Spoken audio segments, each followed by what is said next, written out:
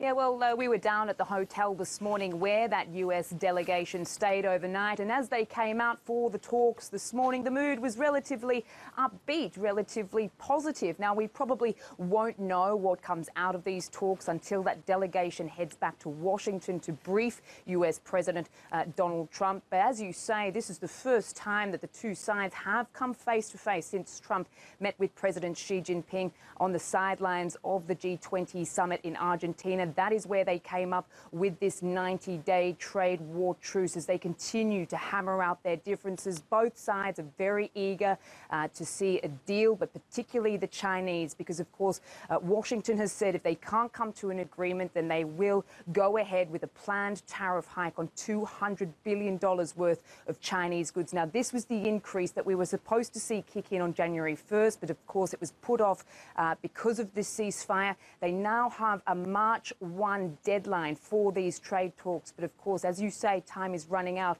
particularly with Chinese New Year just around the corner. So I'd say it's both in their best interest that they do come up with something substantial over the next couple of days here in Beijing. And Samantha, we know China's facing a slowing economy. Do you think that's giving Beijing an even bigger reason to work towards a deal?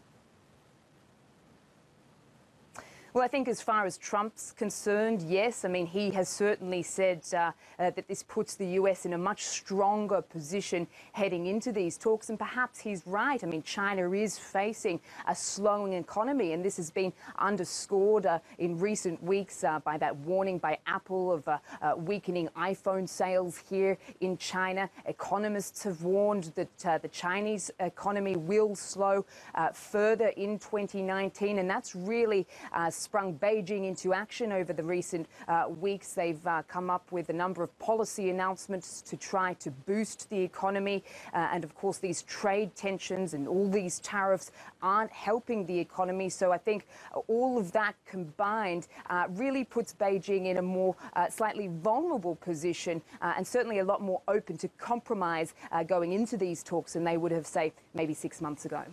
Samantha, thank you very much indeed for that update. That was Samantha Vadas speaking to us live from Beijing.